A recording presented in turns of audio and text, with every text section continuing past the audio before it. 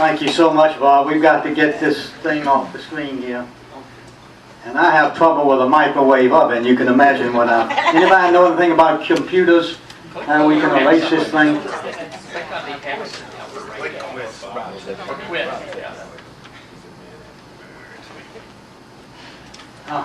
Bless you, my son. What a man. Detective 101. Detective work 101. Get rid of the box. Get rid of the box. You've probably heard this many times, but you have never heard it more deeply from the heart than you are now. How grateful I am to be here. Some 30 years ago, this organization honored me with the Nevins Freeman Award. And that award still sits very conspicuously in my study. Ralph Newman was a very close friend of mine. Pete Long was too. We can go down the line of the old members who really established this round table, and I knew them all. And it's just a pleasure to be back with you tonight. I'm thoroughly appreciative of the invitation to come. It's kind of been very nice for Betty and me. The good-looking blonde here is my wife of 1 year, and we spent our honeymoon in Chicago in November of last year. We got an overnight sleeper, and got on the train in Virginia and got off the train, and it's just the way to travel nowadays. Take it from someone who flies 50,000 miles a year. The train is the way to go if you can do it. And so we are very appreciative of the invitation, and I thank you once again for the great award. The Ralph Newman stories of legion. I can tell you one you never heard. Once when I spoke to this group, Ralph invited me to spend the night with him in his penthouse suite over on the lake. And he had to go out to a late night meeting. I didn't ask. So he left me over there about 9 o'clock at night, and he said, if you get bored, just look in that file cabinet which he had over in the corner of the bedroom. Many of you may not know that for several years Ralph Newman was on the board of editors of Playboy magazine. And his file cabinet was full of photographic folios that wannabes sent in to him. I mean, it was blatant pornography, file after file after file. I think I went through one file. And I don't normally lie. Bob mentioned that for many years I was a football official. Some of you cussed me like crazy, seeing me on television, and never knew who was wearing that hat. And people think that the Civil War and football officiation have nothing in common. They do. They do. And I was a victim or the beneficiary of it. Back in the old days, the visiting team brought their officials, so that if a Big Ten school played, say, the University of Georgia, then the Big Ten guys come down to work this SEC game. Well, Indiana came down to play North Carolina State in Raleigh. And there was a mix-up or something, so an ACC crew, my crew, was assigned to work the game. I don't know if you've ever thought about it. You know what they do with coaches who can't win, who are failures? They put them up in the TV box to be commentators. Think about it. Lou Holtz, Bob Davey, Mike Gottlieb, and worst of all, Lee Corso. Corso was the coach at Indiana, and he came down, and Indiana was heavily favored to beat NC State, but things just kind of kept going wrong that night. Early in the first quarter, there was a long Indiana pass, a long NC State pass. But the safety man down there intercepted it, but he was flagged for pass interference. The defensive back ran it back for a touchdown. Instead, at that time, you got the ball back, it was a spot foul. So he not only lost the touchdown, but Indiana lost about 60 yards on the play, and NC State moved in to win. Indiana would get a drive going, a penalty would stop them, etc. And finally, in the third quarter, Corso just went bananas. And we had a penalty on him, and suddenly I looked over, and he's standing on the sidelines waving a white towel saying, "I surrender, I surrender." Well, I flagged him for unsportsmanlike conduct. After the game, during the press conference, where, these sports journalists ask such intelligent questions, One of the reporters said, "Coach, have you got anything to say about the officiating tonight?" And Corso said, "You bet your ass I do." And he stopped for a moment and said, "I'll tell you this. If General Lee had had those 7 zebras, the South would have won that damn war." You see, there is a connection.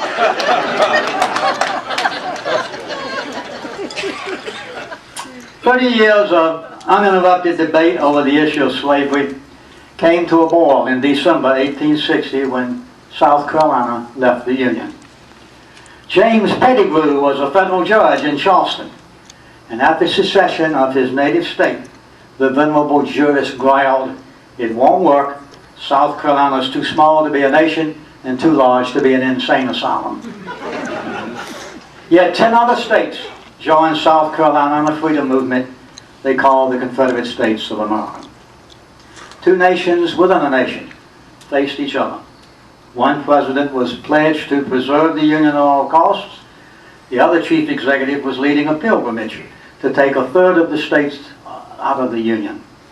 And between them was no space, no room for adjustment, no room for compromise. And even if there had been, immense emotions were swirling about the country. It was emotion out of control, without formality, without restraint. And once the guns at Fort Sumter began firing, what they unleashed was a civil war of incredible savagery and enormous destruction. The Civil War affected everyone because, as you need to remember, it was an all-American struggle. It was us against us. The young boys lost their youth and their innocence, and overnight they became adult, seasoned soldiers. Hundreds of thousands of them lost their manhood because they lost their lives. Suffering, sacrifice, humanism was everywhere. Now, no matter how long we study the Civil War, what we do not know, it seems, will be more than we know. There is more Civil War history unknown than perhaps there is that we know. So many little but captivating facts remain in darkness, waiting to be discovered. Several years ago, National Public Radio asked me to do a weekly program of 4-minute vignettes on hidden but human aspects of the war. No one thought the venture would be long-lasting, yet 7 years and 350 broadcasts later, the popularity of the recordings had far exceeded everyone's expectations, especially my own. Then 2 years ago, the National Geographic Society announced that it would do 1 book for the sesquicentennial. And fortunately, the CEO of National Geographic Society, as I learned, was one of my strongest fans during these weekly broadcasts. And it was he who suggested that National Geographic do a book based on those little 4-minute vignettes. The book has 132 mini essays in it. Some of them are brand new, others are just expansions of or revisions of the vignettes I did on radio. But most of all, it's filled with almost 400 illustrations, as only the National Geographic Society can do. This is not a heavy meal with 1 entree. This is a huge buffet with 130 hors d'oeuvres here. It's the kind of book you can pick it up, read it two or 3 essays, put down, come back to it later, and you haven't broken any continuity because there is no continuity in it, save for the 6 chapters into which these 130 vignettes are inserted. Now, the personal element in war is, I think, the most overlooked of all, and I said this last night in Milwaukee. Somehow, some way, the field of history has lost its human aspect. We forget exactly what was taking place. You look at a military map, and I'm not a military historian. I don't get sexually aroused at men shooting and killing each other. Military historians have their niche. I studied under Bell Wiley. I'm a social historian. I'm interested in people and emotions and feelings. And hence, this is why I concentrate on the non-military aspects of it. I try to stress the personal. For 50 years or 44 years, I taught at Virginia Tech. I could make the students laugh, but there were times when I wanted to make them cry, and I did. And that's when you feel a sense of accomplishment as a historian, because they now are imbued with the human aspect. They can see the humanism to it. So when you look at a military map, you see red lines and you see blue lines. I don't. I see tens of thousands of frightened young boys doing their best to be brave, to fight, and if necessary to die for their country. And it is them and what all they did that intrigues me. Now, the Untold Civil War, this book, is the first major attempt to accomplish that task of looking at the little-known but fascinating things. Neil Kagan, who was the picture editor, is incredible for finding pictures. He found this one in the Library of Congress. It was so faded that you could not even discern the facial features. But he gave it to the technicians at National Geographic Society, and it looks like it was taken yesterday. Nothing was known of this photograph, so it was actually an ideal one to use as a dust jacket for the unknown or untold Civil War. However, 2 days after the book came out, I received an email from a Mrs. in Colorado, and she said, "How in the world did you find the photograph of my great-grandfather?" And she had a very weak copy of it. Her great-grandfather is the tall guy in the second row. His name is Eli Rochelle. He was a member of the 53rd Tennessee Volunteer Infantry, CSA. And this is obviously a late war picture because a couple of them are wearing Union uniform coats, which they've taken from captives or dead Union soldiers. So tonight I want to share a sampling with you. Now don't get uneasy. I know it's Friday night. I know you have time limits on speakers. I'm not going to narrate all 130 essays, and that quiz, as I discovered, has taken the air out of several balloons that I had to give to you anyway. So we will not have to stop somewhere along the line and take a break for coffee and donuts. I'm going to give you a sampling, maybe a half dozen of these little vignettes just to show you how human the War was. Chapter 1 is appropriately entitled The Human Side of the War, and I try to set the standards with it. It's not a collection of soldiers' quotation as found in earlier works by Bill Wiley and myself. Rather, 30 essays focus on small but human incidents that lie beneath the tidal wave of the war itself. There's the story of two brothers from Maryland who fought on opposite sides. They had become estranged in 1858 over the slavery issue. And yet, as they both lay dying on the battlefield in 1865, by chance they came upon each other and held hands just before death came. While Lincoln grew a beard, the great locomotive chase, personal sidelights on Fort Sumter, Gettysburg, and Cold Harbor, a mass execution at one time of 22 deserters, and the occasion when the sternly pious Stonewall Jackson became hopelessly intoxicated. These are the kinds of things you will find there. Now, one cannot look at human behavior in that war, or indeed in American history, without encountering the humor of Abraham Lincoln. Lincoln always comes across with that stern, Socrates-like wisdom, but underneath it all, Lincoln suffered from what today would be called chronic depression. And wit and humor were his only escapes. The humor was there because it was a necessary crutch, even in the face of adversity. Late in 1863, in refusing a man who wanted a pass to Richmond, Lincoln stated, "I would gladly give you the pass if it would do any good. But in the last 2 years, I have given passes to 200,000 soldiers, and not one of them has managed to get to Richmond yet." So Lincoln could find humor even in his own problems. But let me show you about the human aspects of the Civil War. And there is no better way to start. Thank you, Jesus. There's no better way to start than with Abraham Lincoln. Watch closely. This is Lincoln in 1861. When war began. 4 years later, there he is. That is what the Civil War was all about.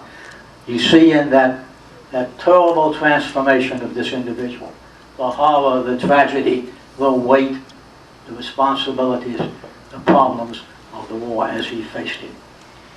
In chapter 2, the life of the soldiers is the theme. The subjects range from family contributions to families that lost a lot of members, to families who contributed many men. The things that Civil War soldiers liked to do in army camps and didn't like to do, the uniforms, food, marches, whiskey, picket duty, recreation, love life, homesickness, all of these are covered with vignettes. No story of army life in the 1860s would be complete without mentioning pets. Mascots were there in abundance. Many regiments on both sides had mascots. They ran their own gauntlet of the animal kingdom. When many regiments had dogs, cats, but they also, other units had a possum, a raccoon, chickens, pigs. Two regiments had bears, one regiment had a camel for a short period of time. Union General George Custer was never without at least one dog. He normally slept with 2 or 3, but Custer always had dogs around him. Now we come to one of the questions in the quiz. The 8th Wisconsin Infantry probably had the most famous mascot of all. It was an eaglet when Chippewa Indians donated it to the regiment as it left for war. Soldiers named the bird Old Abe. In some ways, the eagle was a pitiful sight. A strong cord bound him to a perch on a wooden pole. His wings were continually clipped to keep him from flying away. Nevertheless, the eagle's fame spread through the Union armies in the Western Theater. He was a curiosity as well as a motivation. The 8th Wisconsin became known as the Eagle Regiment, and Old Abe was in at least 3 dozen engagements. He always found battle stimulating, and he reacted by flapping his wings and screeching loudly. The bird never received a battle wound, and this is amazing because he was a prime target for Confederate sharpshooters who were always trying to kill him to break the spirit of the 8th Wisconsin. Well, at war's end, the regiment took the eagle home. Old Abe lived in a cage in the Capitol building in Madison, but he spent barely half his time there. He became a coveted guest of honor at veterans reunions and other patriotic meetings. Thousands of people cheered at the very sight of the eagle. And of course, legends about Old Abe grew in number with the passing years.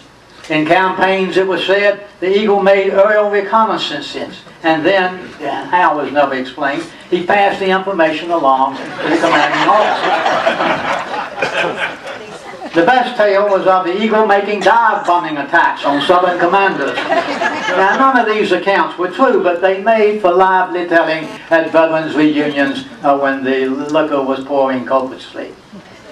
In March 1881, the eagle died in the arms of its keeper. The animal was stuffed and placed inside a glass case in the Wisconsin Capitol. Yet 13 years later, Old Abe was destroyed when fire gutted the Capitol building in Madison. However, 2 existing memorials exist to this bird. One is the Wisconsin State Monument, which dominates the Vicksburg battlefield. It is a granite column 57.5 feet tall, and on the top of it is a 6-foot bronze statue of Old Abe. The other memorial, which will surprise many of you, originated in World War II, and is still in use. It is one of the most revered shoulder patches in all of American military existence. The patch belongs to the 101st Airborne Division, which calls itself the Screaming Eagles. Old Abe would like that. Chapter 3 is a picnic-laden table, topics ranging from naval torpedoes developed by Matthew Fontaine Maury, to the value of topography, weather as a factor in war. You ever think about weather? You never really have a cause to. The origin of the rebel yell, the Emancipation Proclamation, and Richmond as a national capital. Individuals showcased here include Winfield Scott, Robert E. Lee, the Confederacy's Miracle Man, Josiah Gorgas, and a West Point professor named Dennis Hart Mahan, who taught military theory to dozens of future Civil War generals. Now, every historian of the Civil War period has to confront folklore. Wherever you go, there's always a story somebody wants to tell you, and it generally is family myth more than fact. And this folklore is especially the case when the subject turns to Civil War spies and espionage during the conflict. Espionage as a sophisticated science was in its infancy at the time of the Civil War. Indeed, many of these spies liked to announce that they were spies, seeking information on what the other side was doing, so they could report it back. Well, they got a lot of information, but most of it was misinformation. So what I'm going to say is basically that for every James Bond you find in the Civil War, you're going to meet two Maxwell Smarts. It was just not a great time for espionage. However, among the most successful spies, as both Lincoln and Grant acknowledged, was Elizabeth Van Lew. The daughter of a prosperous Richmond merchant, Lizzie was well educated and highly intelligent. She inherited the mercantile business at her father's death. By the time of the Civil War, Van Lew was in her mid-40s, a small, dowdy spinster with darting blue eyes and seemingly nervous disposition. She was a staunch Unionist who refused to cooperate in any way, shape, or form with the Southern Confederacy. In public, she adopted a dress and a manner to give the impression that she was totally insane, and she succeeded completely. Throughout the war, Richmond citizens learned to keep their distance from what they call crazy Betty, who could throw a fit predictably or unpredictably. Yet sympathetic local officials gave her permission to go down the hill from the Van Lew home and to visit captured Union soldiers in Libby Prison, then at the bottom of the hill. And there she went almost daily, taking in food and bringing out military information that prisoners had overheard. Meanwhile, Lizzie had converted the large Van Lew mansion into a veritable fortress. The doors are triple locked. Secret passageways, as you see here, existed in many of the rooms. Up in the attic, there were adequate quarters to house several Union soldiers who could escape from one of the Richmond prisons and get there. And her home became a first step in the escape of Union soldiers from Virginia compounds trying to get north. When Union forces occupied Richmond in April 1865, General U.S. Grant publicly commended Van Lew for sending what he called the most valuable information received from Richmond during the war. Only then did incensed townspeople learn that a Yankee spy had dwelled in their midst for the 4 years of warfare. In 1869, President Grant added insult to injury by appointing Van Lew postmaster of Richmond. She held the assignment throughout the 8-year Grant administration. When Grant went out of office, Van Lew moved to Washington, whereupon Richmond officials confiscated her home and turned it into an insane asylum. The exiled Miss Van Lew eventually returned to Richmond, and she spent the remainder of her life with a niece and 40 cats. We have an unusual picture here. Late in her life, she was allowed to return to the mansion in which she grew up, which was the old Van Lew mansion on Church Hill. And in this photograph, you see her sitting in the lower left-hand corner. An old, unloved woman sitting in her one side, perhaps remembering all that she had done and all that she had lost. Few people attended her funeral in 1900. An elaborate gravestone soon adorned the burial site. Some thought the marker a testimonial from forgiving Richmonders. They were wrong. The gravestone was a gift from appreciative families of Massachusetts soldiers. Now, Arlington National Cemetery is the nation's largest shrine to fallen heroes, and yet its breath beauty overshadows its disreputable beginnings. George Washington Custis, the stepson and namesake of our first president, inherited the property in 1802. Custis set out to build a combination mansion and shrine to the father that he adored. He called the place Arlington, after the Custis family's first home on Virginia's eastern shore. Custis and his wife had one child, a daughter, Mary. In 1831, she married Robert E. Lee. Arlington became the only real home that Army officer Robert E. Lee would have for 30 years. 6 of his 7 children were born at Arlington Estate. And it was there in April 1861 that Lee made the decision to offer his sword to his native state. Federal officials then took possession of the Arlington Estate. The Quartermaster General of the Union Armies was a man named Montgomery Meigs. He was a brilliant engineer, but uncontrollably vindictive. He considered all Confederates, including his own brother, to be nothing less than traitors. He and Lee had been friends for 3 years. But to punish that long-time friend, Meigs determined to turn Arlington into a vast cemetery. Unauthorized burials began there in May 1864. When the Secretary of War endorsed the idea, Meigs began burying every Union body he could obtain, and he had them placed as close to the mansion as possible to ensure that the Lee Custis home would forever be uninhabitable. On one hot August afternoon in 1864, Meigs superintended the burial of 2,111 unknown Union dead in a single grave in the middle of the rose garden that Mrs. Lee had loved so well. At first, it was no honor to be buried at Arlington. Only those who could not be identified or whose families could not afford the cost of a public funeral were put there. With time, a positive transformation began, and it ended in 1955 when the Arlington Mansion was dedicated as a memorial to Robert E. Today, more than 200, and that's Montgomery Meigs, who was a quartermaster general. Today, more than 230,000 dead lie in the 600-acre tract. An average of 18 funerals are held there each day. Two events round out the story. In 1882, Montgomery Meigs died.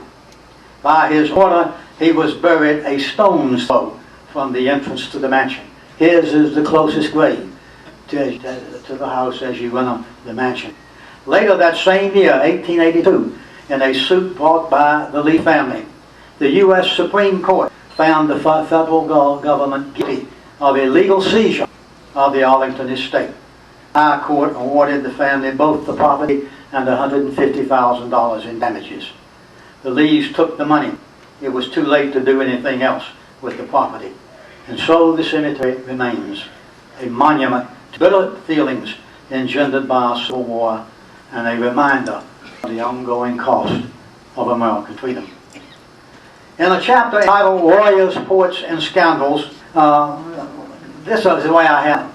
You run the total gauntlet of personalities here. And let me start with one of the leading scoundrels.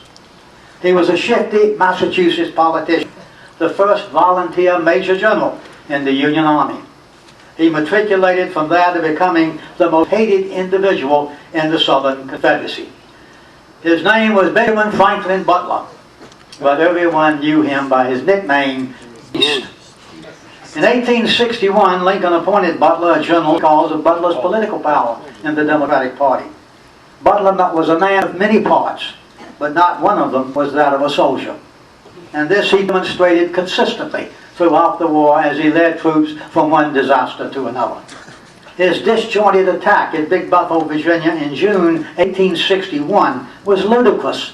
The climax of the action came when two Union regiments had a sharp exchange of gunfire after mistaking each other for the enemy. They inflicted casualties on themselves than the Confederates did.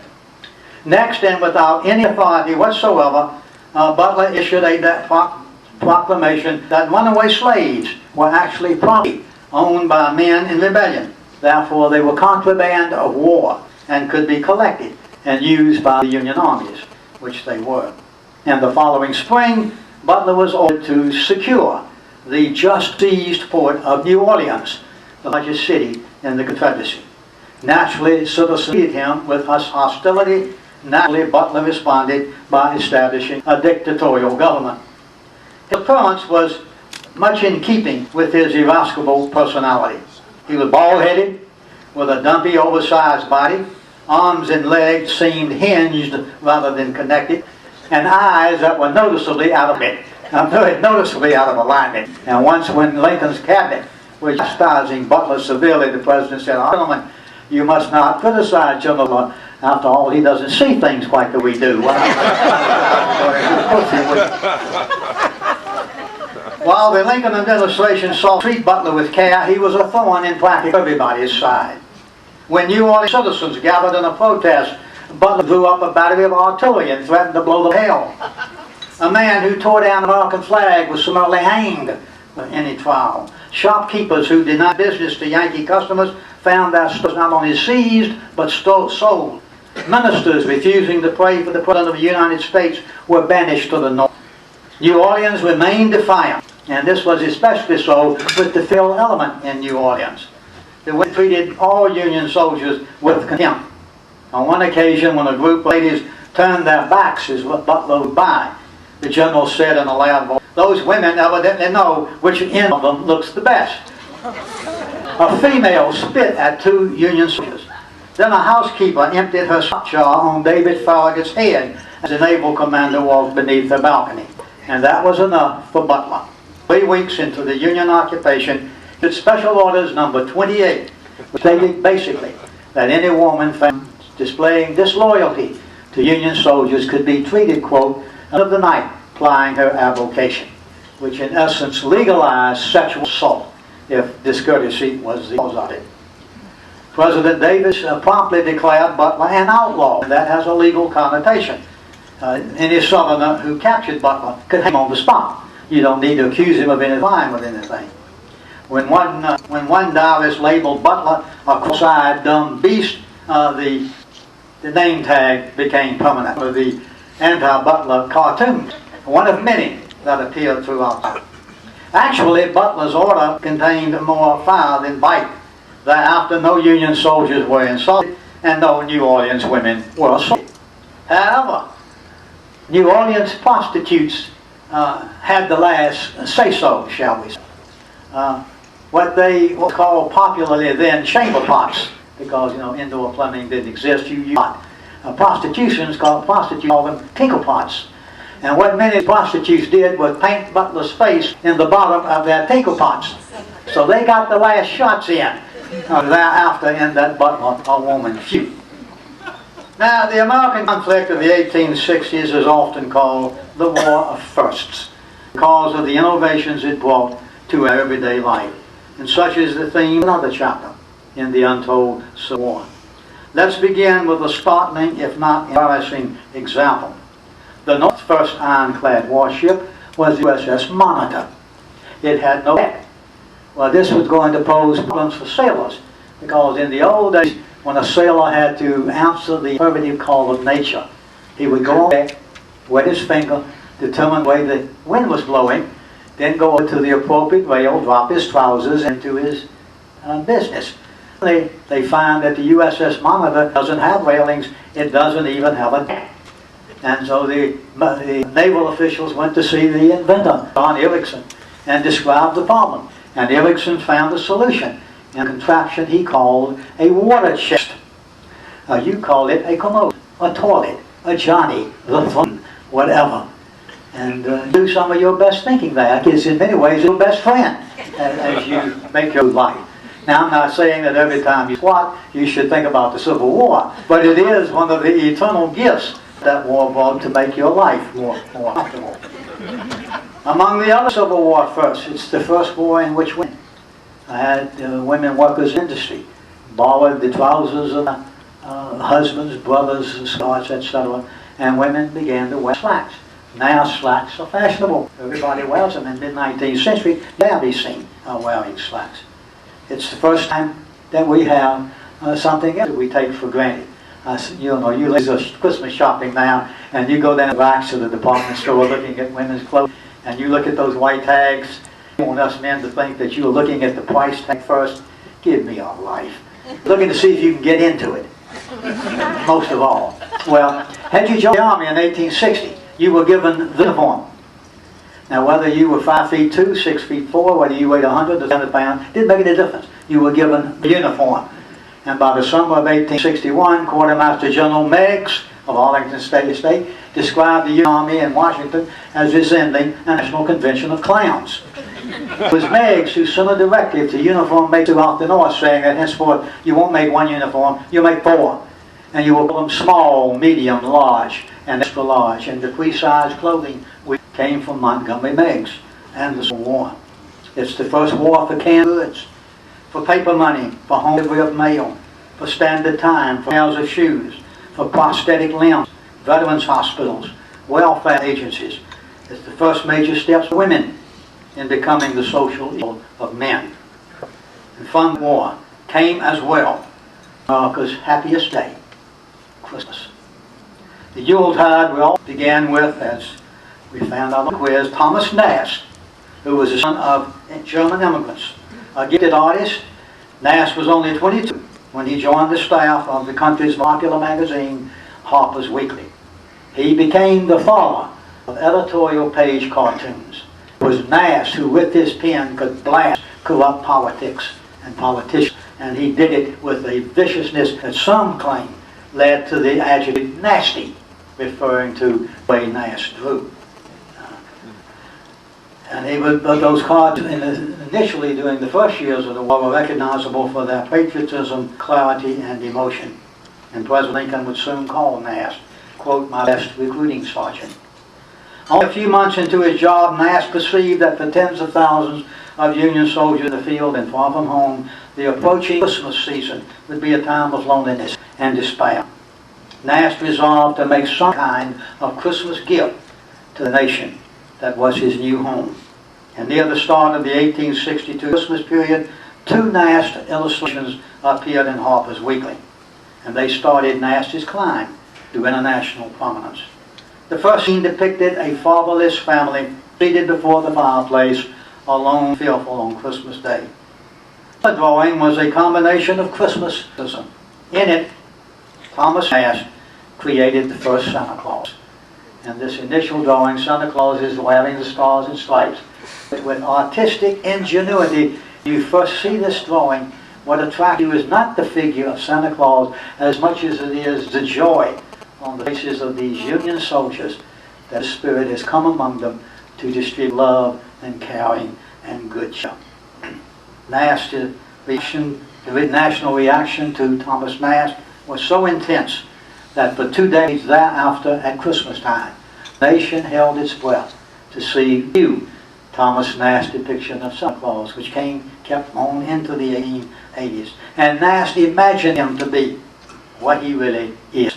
Here's a typical Nast Santa Claus, round-bellied, white-bearded, fur-clad, jolly, bright-eyed, with a sprig of holly in his hat.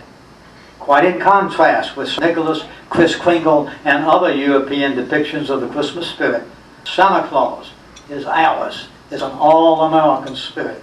It's the embodiment of good cheer. Santa Claus is a patron saint who, one day a year, allows us all to be children again. I humbly suggest that he ought to be our national symbol rather than sound, because he represents all good and love and caring and sharing Americans are always bragging about. Succeeding generations of artists have made very few changes in the Santa Claus that Nast did. Only one, who had the name Haddon Sunbloom, worked for Coca-Cola Company for a number of years and changed the Santa Claus slightly. But from the hand and talent of Thomas Nast came a host of symbols that are now part of the American political life. He gave us the Democrat donkey, the Republican elephant, the figure of Uncle Sam, the British personification in John Bull, and of course, he gave us Santa Claus. These all came from Nast. And yet, in spite of all those political cartoons, hundreds of them over the years, Nast, this adopted America, is still remembered as the man who gave us Santa Claus. And this was a self-portrait he did later in his life. Look at Civil War photographs and paintings. Most of you will miss something in a majority of the Army scenes. It's perhaps the most overlooked element in Civil War history. For 2,000 years, man's basic transportation and his major co-worker was the horse. Centuries ago, a philosopher observed that a horse was the noblest conquest man has ever made. Horses were an indispensable part of life, especially with the coming of war in 1861. The animals were needed in the armies for a multitude of duties. They were needed at home to produce food and carry materials for armies. Millions of horses went into military service. And this brings us to the misconception that Hollywood has perpetuated for decades. Movies always show mounted warriors staging an attack. The defenders open fire, the riders topple to the ground, and the horses gallop away unharmed. In reality, the opposite was the case. Horses are the first target. You shoot them first. That gets the riders down on your level, where you can then engage equal combat with them. In similar fashion, shoot or bayonet the artillery horses, and the sides cannon become immobilized and thus unusable. Such acts were violent and unfeeling, but no one has ever said that war was nice. Some mounts became famous because of their riders. Probably the best known horse in all of American history was Robert E. Lee's gray stallion, Traveler. And today, Traveler lies just a couple of feet outside the chapel where Robert E. Lee himself sleeps. And between Stonewall Jackson and his horse, Little Salt, existed mutual strength and trust and love that existed among them both to their respective deaths. Army horses in the 1860s never had an easy time. Half of them went into battle and were killed. Cavalrymen used and abused horses with an indifference born of the passion to survive. Artillery horses had to drag heavy cannon through all the elements, and once they got to the front lines, their life expectancy under fire could be measured in seconds. For every horse killed in battle, 3 others died from starvation, exhaustion, exposure, mistreatment, and widespread diseases as glanders and sore tongue. But they were faithful servants to the end. They gave no interviews, they left no memoirs, they filed for no pensions. They simply obeyed, and obeyed all the way to death. Some 1.5 million horses died in the American Civil War. Not one was ever given a deep burial. One monument remains today to Civil War horses. This one, I think, is not the monument, but it's the most heart-rending photograph among the thousands of photographs I've seen. This is on the Antietam battlefield. It's a cavalry horse that belonged to a Confederate horseman who was killed. Federals came out quickly, stripped the equipment off the horse, and left it to die. And there you see the horse dying on the ground. You can look at his rectum, see where that's loosening up. He's in the process of dying. And there he is, all by himself, dying faithfully for a rider who exists no more. The one monument we have to horses today stands on the lawn of the Virginia Historical Society in Richmond.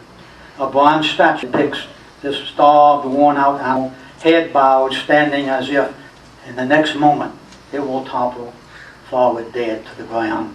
The likeness is a pitiful but appropriate reminder of 1.5 million of God's creatures who were innocent victims of a war that brought peace to a national pasture those 1.5 million horses wouldn't have known.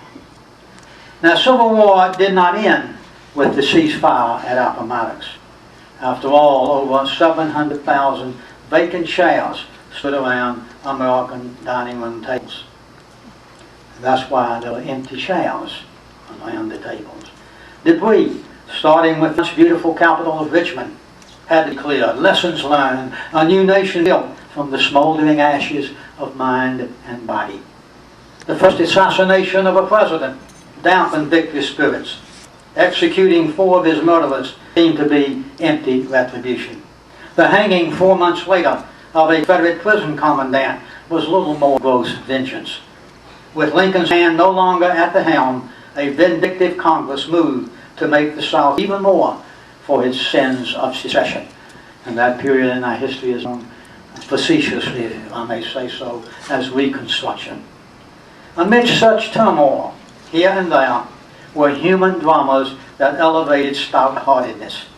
One such incident occurred when, in 1866, a periodical, The Soldier's Friend, staged a contest. Union veterans who had lost their right arm during the war were invited to submit samples of their penmanship using their left hand. The magazine received hundreds of scribbled entries. A $20 first prize went to Jesse Pendergrast. He was a 25-year-old cabinet maker when he enlisted in a Massachusetts regiment. Pendergrast's entry was a 10-page summary of his, and was written rather impersonally, summary of his regiment's activities in war. Look at that handwriting. There's not a one of us in here that can write well, with the exception of Betty. Betty can write disgusting. But the rest of you ought to see my scribble if you want to get into the real bad part of it. And in this 10-page entry, he simply wrote, of what happened to him. And then on June 17, 1864, as he says near the end, he was in a fight near Petersburg, and he was standing in an earthwork when Pendergrass wrote, "An enemy shell exploded and wounded me badly, so badly, that it was necessary to amputate my right arm, as well as," he added, "parts of 2 fingers and thumb on my left hand." This guy had written that beautiful penmanship with 2 fingers, a stump of a thumb, 1 finger, and the other stumps. That's miraculous that he could do it. I just stand in awe that he did it. To make the nation one and whole, Northern and Southern soldiers fought one of the most destructive wars in history. And they fought it, as we all know, with a fierce passion. There were wounds that would be a long time healing, and scars no amount of time could remove. However, as the post-war years passed, a strange, wonderful thing happened. Union and Confederate veterans alike realized that not only had they survived the most horrible war of the 19th century, they came also to understand and to appreciate what the other side had endured in those war years. Johnny Rebs never apologized for what they had done, and Billy Yanks never asked them to do so. And soon a strong comradeship drew them together to battlefield reunions. And there they came to stand and remember where once they had stood and fought. They came together to be together. And in 1913, on the 50th anniversary of the Battle of Gettysburg, some 50,000 Civil War veterans attended a 10-day reunion. They relived the past. You're a bunch of old fools running across the emulating charge at Gettysburg. And you see determination and hatred and whatnot written on their face. They're having a blast, coming across that field, waving their hats. And then in reliving the past, they refreshed their memories. But most importantly, they stood side by side with friends on the other. And those friends were experiencing the same feelings. And the wartime song most heard at that 1938 union is a song all of us know. Should old acquaintance be forgotten and never brought to mind, we'll take a cup of kindness yet, today's of old sign. And when it was time to go, the old soldiers shook hands and made their way collectively toward the same sunset. The Civil War was many things. Fundamentally, it was a very human, extremely emotional, truly unforgettable chapter in the evolution of our country. The war contains sadness, humor, revulsion, inspiration. The many-sided aspects of the struggle was what I have sought to do in the Untold Civil War. I genuinely hope that you will enjoy it. Thank you much.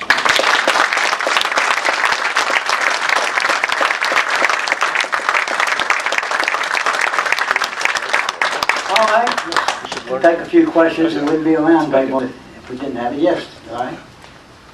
Yes, my question is, you said that Johnny Reb was never asked to apologize for what he did. But did Johnny Reb ever ask Billy Yank to apologize for what he did? Yes. When they got together, they never argued or fought how and why. They simply came as friends. It's a lesson we all can learn, I think. You know, I am a minority in this group too. I'm a Southerner. I don't feel this bit uncomfortable because my great-grandfather and your great-grandfathers made it possible for us to be friends again. And I tell you, as a trained historian, that is unique in all of mankind's history. No nation has ever fought itself, especially as viciously as we did, and in a quick 150 years, been bound by so many ties as we are today. There's an old cliche that's badly misused. It's called God's chosen people. I know it's a true statement. I'm looking at them. We are God's chosen people. We stand out in history for what we have accomplished as a result of and subsequent to the Civil War. Well, I'll do that much. Yes, Bob. You know, you obviously collected many stories to put this together and in your radio show. What were some of the most unusual ones?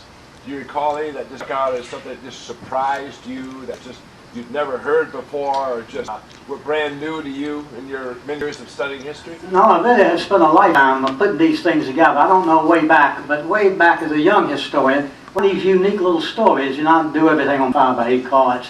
I would put them in a bin, unusual stories. So that when radio NPR came to me to do these weekly broadcasts, they were easy to do, comparatively speaking, because I had a file drawer full of things. As I told your table earlier tonight, I think in this book, the strangest of all the illustrations is about little Sally. Sally was the mascot of the 11th Pennsylvania. She was a little bull terrier given as a pet to the 11th Pennsylvania. She accompanied that regiment through the war. They lost her at Gettysburg. Couldn't find her, but 3 days later, burials came upon Sally. She was guarding the dead members of the 11th Pennsylvania. She was just that regiment's inspiration. And on February 2nd, 1865, the 11th Pennsylvania charged in the skirmish at Hatcher's Run, just below Petersburg, Virginia. And Sally was shot and killed. And 2 Pennsylvania soldiers, oblivious to the gunfire all around, dropped their muskets, and with their hands they dug a grave, and they buried Sally somewhere down near Petersburg. After the war in 1890, the 11th Pennsylvania put up a monument at Gettysburg, and from afar, just like all the other monuments, tall marble obelisk with a bronze defiant soldier on top. But look a little closer, and down at the bottom of that monument is a ledge. And on that ledge is a little bronze statue of a Sally. You go by it today, you're probably going to find dog biscuits lying all around the floor. That's a favorite tactic of that. But what I found so incredible, photography was about 20 years old, the science of photography. And photographers of that day were few, and the things they took were big pictures, you know, prominent people in big outdoor scenes. But the editors at National Geographic Society found a photograph of Sally. It's almost a miracle that anybody would take a picture of one of these mascots. But I think it's page 82, there is a picture taken in camp of Sally. That just blew my mind. But little things like that appeal to me because they're the human things. They're the things that move our emotions. And I've said this, it's going to be an attitude of mine for years and years and years. Unless you understand the emotions of the Civil War, you can never understand the war itself. Emotions are out of control at that time for 2 reasons. One, the country was young. We were 70 years old as a nation. Had you lived in 1860, this would be impossible for many of you to believe. The federal government only touched your life one way. It delivered your mail.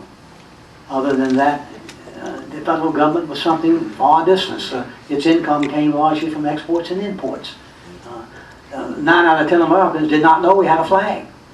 There was no national anthem. There was no nationalism at that time. So we were a young country.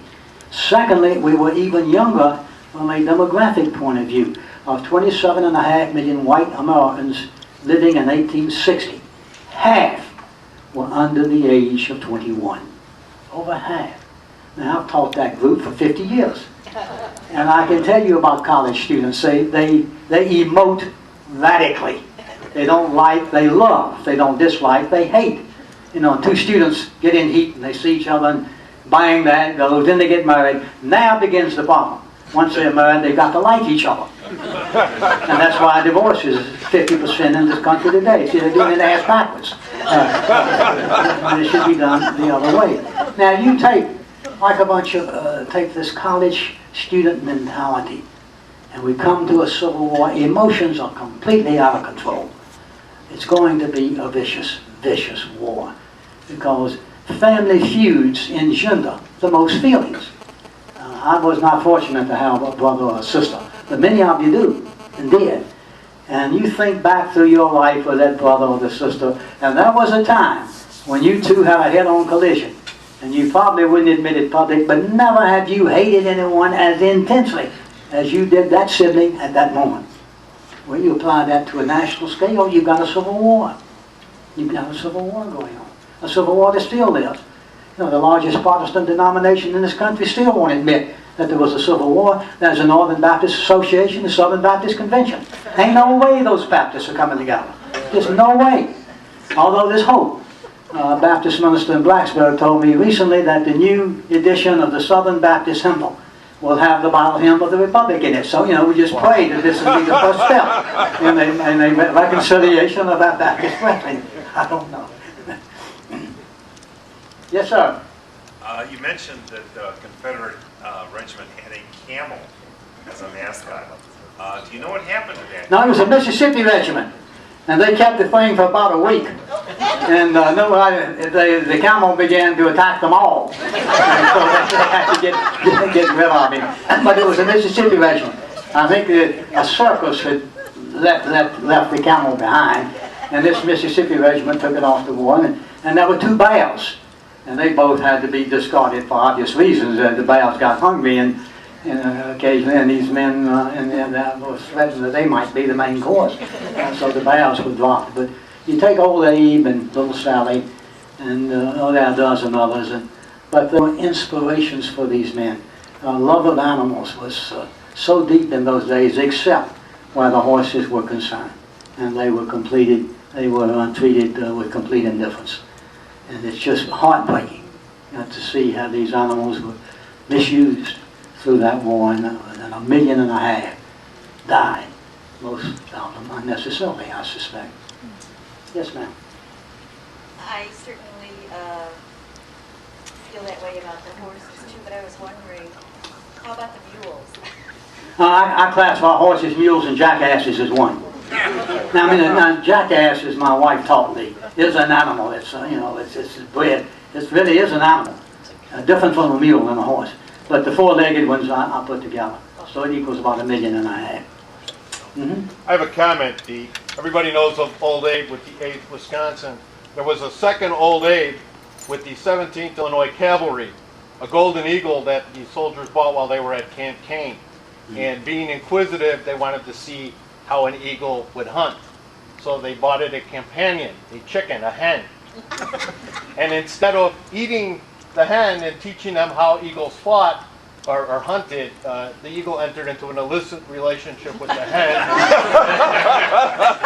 That's a good one. And they had to separate them. Come on over here. Yes, go ahead. I was just wondering. Is that your book of untold stories? Right? No, that's in the manuscript of the soldier in the 17th Illinois Cavalry I have. That's a story. The Medal of Honor and whatnot. Her career. Yeah, The question has to do with Mary Walker, who was a female surgeon awarded the Medal of Honor, and she kept her sexuality concealed.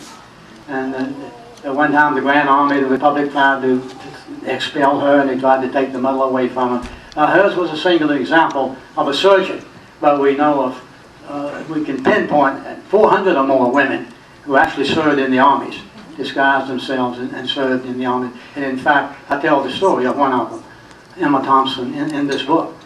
And it was not discovered that she was a male until she fell ill, I think, in 1864. And the surgeon discovered what it was. So, Dr. Walker, I know nothing about it except just the basics of the case. Yes, sir. Yeah, I think Mary Walker was a victim of the purge of the Medal of Honor that went on, I think, in 1911. Yeah, the 27th Maine lost all of its Medal of Honor. And her comment at that time was, "You can dig me up and get it," and she was buried with her Medal of Honor. She's very good. Yes, sir. Medal of Honor. Ask a question that's done at bars. Do you know the school mascot of Clare High School in Wisconsin? No. The War Eagles, Old Abe. And a few years ago, Terry Winchell at Vicksburg put on a display of the development of the 101st Airborne patch. And it would be interesting to see the development of the school mascot on gym T-shirts. But it's the same bird. It's Yeah. Old Abe. Was there a question in that? Were you just explaining it? Okay, I thought I might have listened. Bill. I don't know if there's a Stonewall Jackson entry in your new book, but is there one, and if so, what is it? And even if there is not, can you tell us something about Stonewall that we may not know? The story in there occurred during the Romney campaign, which was in January '60. It was freezing, sleeting, snowing, and Jackson was leading his men on a real ill-fated campaign in horrible weather. And they stopped for lunch, and it was obvious that Jackson was very chilly. They were in an abandoned home, And his surgeon, Dr. Hunter McGuire, suggested that Jackson might take a small sip of brandy. And Jackson was always faithfully devoted to his doctor's orders. He wouldn't drink whiskey because he liked it. And for that reason, he wouldn't drink it. But Surgeon McGuire explained that it was just brandy, and he might want to take a sip of it. Well, Jackson turned the thing up and drank it all, not knowing the difference. And they got back out in the weather, still snowing and sleeting. They're riding down the road, and Jackson says, the weather seems to be improving. And he began to unbutton himself, and soon, to fast forward, he was almost down to bare skin. He was sweating and profusely, swaying in the saddle. And the members of his staff tried to help him, but they knew they better not.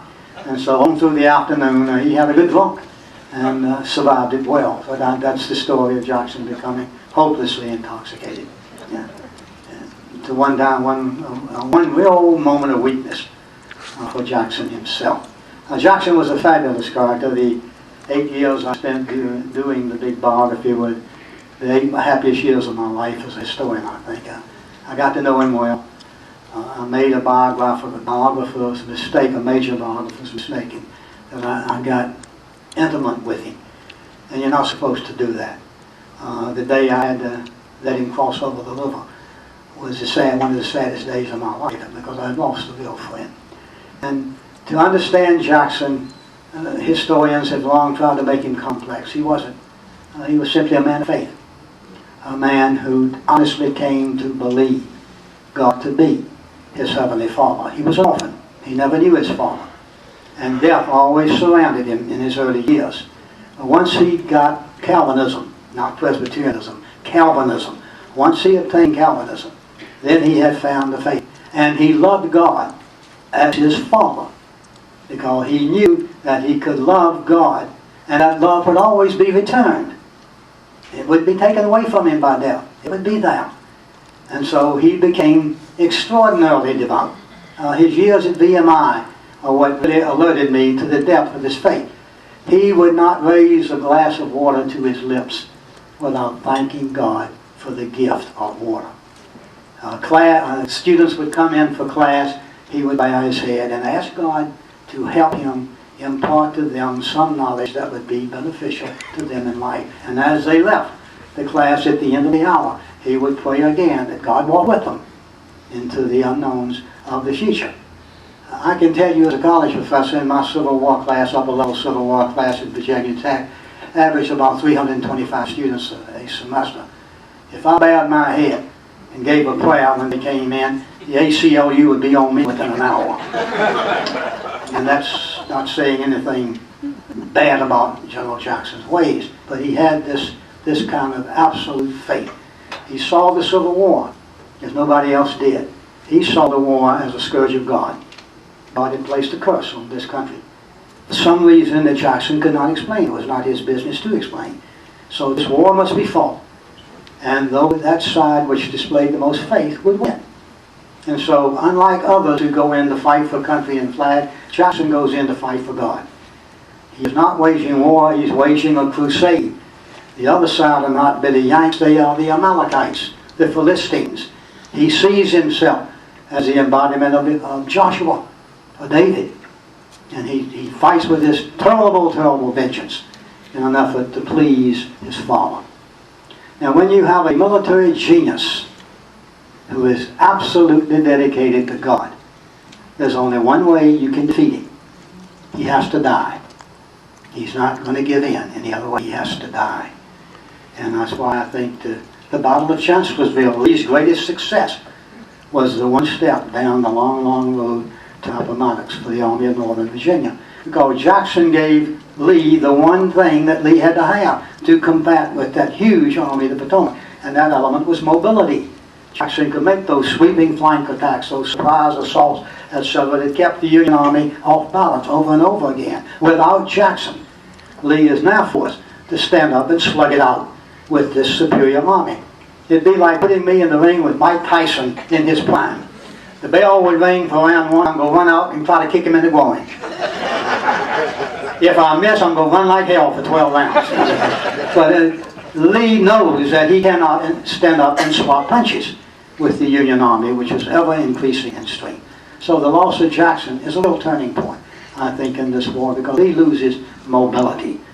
And for that, you know, you can make a good case that Chancellorsville might have been the climactic battle of the war. I don't think so, but I think you can make a good case. I think Antietam was the high water mark of the Confederacy, because it's from there Lincoln issues the Emancipation Proclamation, and it becomes a brand new war now, a war with imminent far perimeters to it. And so Antietam, I think, is where it really turns. Yes, Judge? Professor, you mentioned about the personal land. I'm thinking about George Thomas. I guess he and his sisters were separated, correct? Did they ever reconcile any of these families? The question is, did Jackson and his sister ever reconcile? No.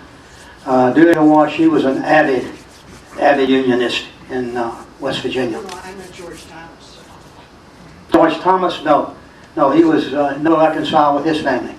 So these differences then really broke up families. Oh yes, they were with the Thomas family. In fact, George Thomas is buried in New York in his wife's family cemetery. He was not welcomed back to Southampton County, again for siding with Virginia. As I said, the war would leave many scars that could not be erased. You can't fight a civil war without having lasting enmity. But the point I'm trying to make is, no other nation has recovered as quickly as we have in this. And before I get the question, I'm sure they're going to be asked about the sesquicentennial, which we now have opposed to the centennial, which was, I can speak with authority on the centennial. Everybody else back then is dead. I was a very young man when I first met President Kennedy, and too young to be old, but facing a terrible situation when the centennial just got off to a very negative start. But to understand why the sesquicentennial will be different, you've got to understand the environment of the centennial. We were out of war with Korea. Now, Vietnam is in the future. Nobody ever thought of that. The American economy was solid. The biggest thing going in the early 1960s was the construction of the interstate highway system, which was keeping thousands employed, economically beneficial, travel-wise beneficial, etc. It was a great time for the nation to stop and look back and remember the great cost that had brought the nation to its soundness in the 1960s. Such can't happen today. This nation is entirely different. We are involved in two highly unpopular wars. The nation is polarized, it's politicized. We live in an age of negativism. The Congress, I think, should be mandated by law to take a basic American history course to understand one simple premise, that this nation is held together by one string, always has been, always will be. It's the nature of democracy. That one string is a spirit of compromise. The Founding Fathers had it. You always have to have it in order for the nation to survive. And today, this country is in serious trouble because, among other things, 10 of 11 Americans do not trust the Congress. It has a popularity rating of 9%. That's never been that low. And it's, it's just, they're terrible times. And the nation doesn't have the time or the intelligence or the will to want to look back as it is now. And you have to be careful of what you say. I could stand on a street corner and say, Mary had a little lamb. Instantly, some feminists are going to grab me. Some animal lovers are going to come in on it to wonder what I went. And then they're going to be people who say, what the hell business is it of yours what Mary does with her lamb? Am I not right? It says something about American society. Well, that is not pleasant. There will be no national commission. I don't see the federal government creating a sesquicentennial commission, especially since Virginia created one 4 years ago, and we're running full speed in Virginia and doing great things. And I mentioned this at lunch at the Union League Club today. The greatest accomplishment I consider I've ever made to the field of history. In the centennial, we made a great mistake. We overlooked the young. We had a great time remembering us in ourselves, but we forgot the generations to come. And that stuck in my craw for 50 years. And when I was appointed a charter member of the Virginia Commission, in my charge to the commission, I asked for $400,000 to make a film. And I got the $400,000. And we produced a 3-hour documentary called Virginia in the Civil War. We used every technique there was, HD photography, low-level helicopter photography, battle reenactments, everything that would appeal to the young, because this was a film for the young. And it is not 180 minutes long. There are 9 20-minute segments. And I see a couple of people smiling, so I know who teaches school. The perfect classroom is talk 20, show 20, wrap up in. That's what this does. In 9 segments we talk about what caused war, battles, leaders, the common soldiers, slaves, the home front, the navies, all sorts of things, the aftermath, etc. And the first 3,000 copies of that film went free of charge in every school in the state of Virginia, from kindergarten through university. Every school in the state has it. And that film is not politically correct, it's accurate. And that film will be used in school for years, years, and years to come in Virginia. And I'm as proud of it as I can be that we were able to produce it. This is what we're doing in Virginia. And we're stressing local history. We want communities to do their own type of evaluation. Chicago in the Civil War would be a great project for someone to undertake. I know there are a couple of histories of Chicago in the war, but nothing recent, where you've got so many unused primary sources now available. Or county in the Civil War, or the legend from this area that went off to war. Local history is the seed from which a nation's annals develop. And so that's what we're doing in Virginia. We have 100 counties and 34 cities, and of the 134 political entities, 101 now have committees working away to commemorate the Civil War. And to show that we're not, as was the case in the Centennial, based in capitals. Back in the Centennial, you had to come to Richmond to find out what the state was doing. Our mission rally meets in Richmond. We meet all over the state. We're taking the war out. We have a history mobile, an expanded semi, in an exhibit around that's just won all kinds of accolades. We have an annual conference called the Signature Conference, which is held at various universities each year. And we're often meeting. But it will not be the big bonanza that the 1960s was. The nation is just not in it for it. And it won't be that. And demographically, the large minority in our country are now Hispanics, who have no line with the Civil War whatsoever, so it's difficult to get them in on it well. So don't expect a whole lot from this sesquicentennial. The only thing I'm asking, and the only thing the State Commission is asking, is let's commemorate the war. There is nothing to celebrate about this war. When 750,000 men die, you need to remember with reverence. And this is what I hope you do throughout the sesquicentennial. That war made us what we are. And we are brothers and sisters under the same flag. And God bless us all for having that privilege. Thank you.